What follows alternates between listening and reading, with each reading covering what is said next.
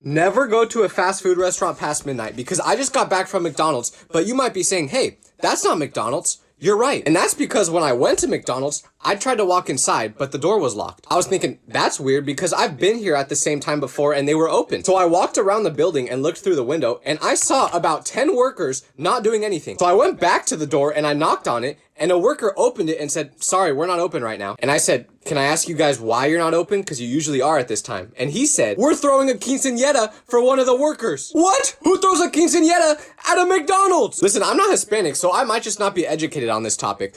But do you guys always throw these parties inside fast food restaurants? Like maybe I'm just out of the loop, but I